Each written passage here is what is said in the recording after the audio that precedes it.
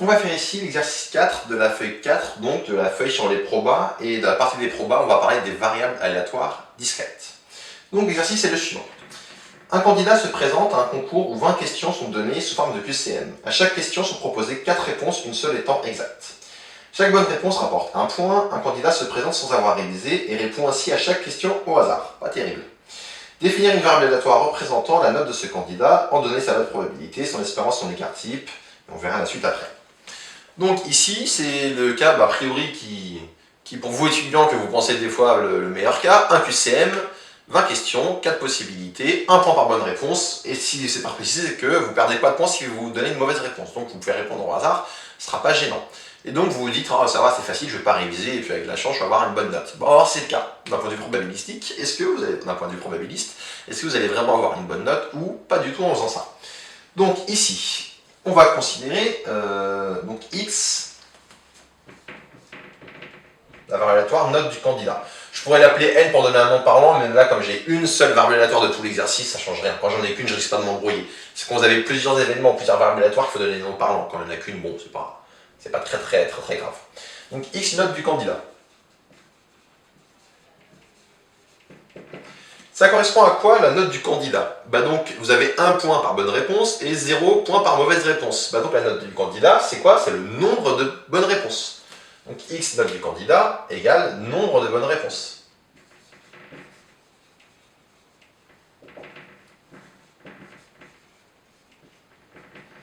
Donc là, c'est quoi votre situation? X, c'est, vous avez 20 questions.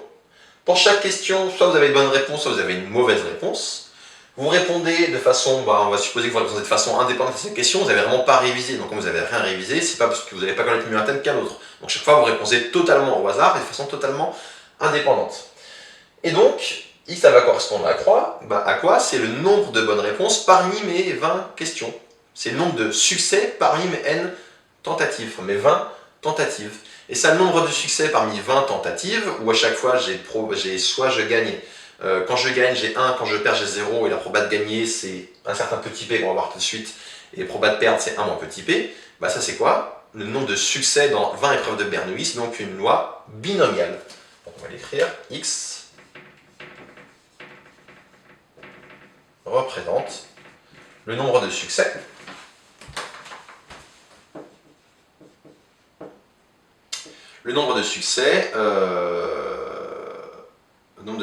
pour une répétition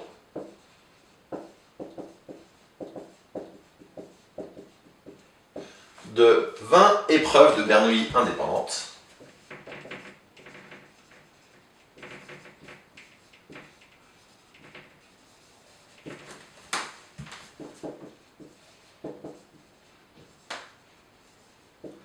avec une proba de succès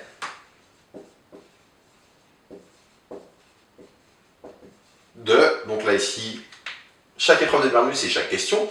Chaque question, comme je réponds au hasard, qui a 4 possibilités et une seule qui est correcte, la proba de succès, c'est 1/4. Et donc, X suit la loi, je vous rappelle le symbole veut dire suit la loi binomiale de paramètres 20 et 1/4. Donc, première question, on vous demande l'espérance et l'écart type de X. Alors l'espérance, je vous rappelle l'espérance d'une binomiale, c'est N fois P, c'est le produit de ces deux paramètres. Donc ça va être 20 fois 1/4, c'est-à-dire 5. En moyenne, notre étudiant va avoir 5. Pour calculer son écart type, il faut calculer d'abord sa variance, et après l'écart type, c'est la racine de la variance.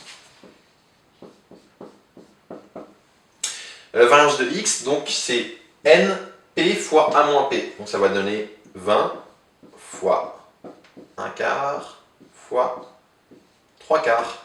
C'est-à-dire, ça va donner 20 fois 1/4, ça fait 5, 5 fois 3/4, ça va donner 15/4. Et donc, son écart type,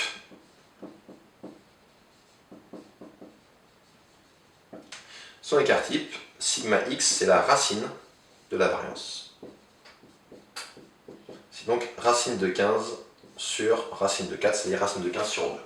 Alors là, encore une fois, racine de 15 de tête, c'est un peu pénible, on va prendre la calculatrice pour avoir un ordre d'idée, et ça va donner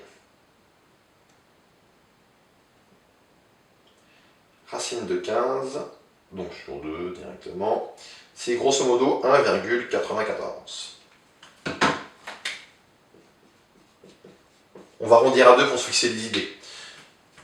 En gros, ce que vous dit cette moyenne et cet écart-type, donc en moyenne, le candidat va avoir 5, et si je fais moyenne moins écart-type, moyenne plus écart-type, c'est là où je vais avoir où la proba va être la plus forte de tomber.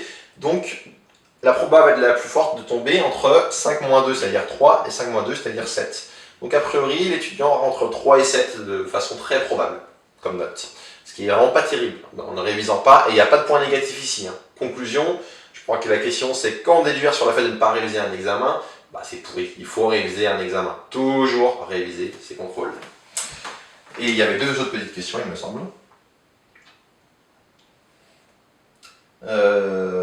Quand déduire, quelle est la probabilité d'avoir 20 et d'avoir 0? Proba d'avoir 20.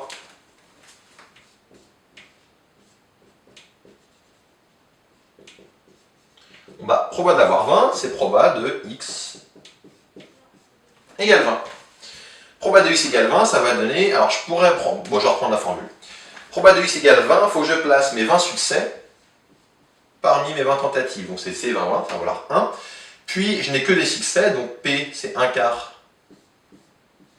puissance 20, et fois 3 quarts puissance 0. Donc j'ai eu 20 succès, 0 échec, et j'ai placé mes 20 succès parmi mes 20 tentatives. Ça fait donc 1 quart puissance 20. Il n'y a pas besoin de passer pour une binomiale pour prouver ça. Pour P2 avoir 20, c'est facile pour le coup parce que tout se comporte de la même façon. C'est pour les cas intermédiaires où la binomiale est utile. 1 quart puissance 20. Alors je ne sais pas si ma calculatrice est assez forte pour le faire. C'est possible. On va voir tout de suite. Donc ça fait 0,25 puissance 20. Ça fait 9,09 fois 10 puissance moins 13. Vous avez dans le corrigé papier de la feuille de télé précédente la proba de gagner à l'euro million. Sachez que la proba de gagner à l'euro million, elle est beaucoup plus élevée que la proba d'avoir 20. Un QCM de 20 questions, où vous avez 4 possibilités, une seule bonne réponse et vous ne perdez pas de points.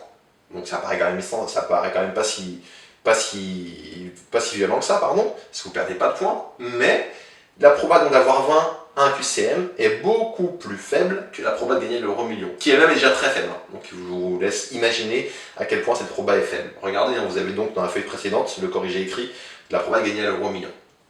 Donc vraiment, n'espérez pas avoir 20 à un QCM, vous répondez totalement au hasard. Et proba d'avoir 0, on vous demande aussi.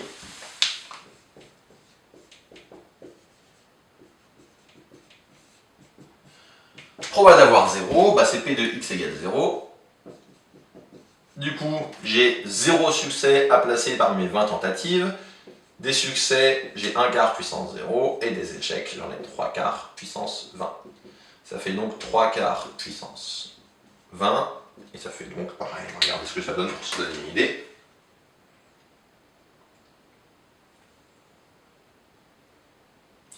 « 0,75 puissance 20, ça fait 0,0032.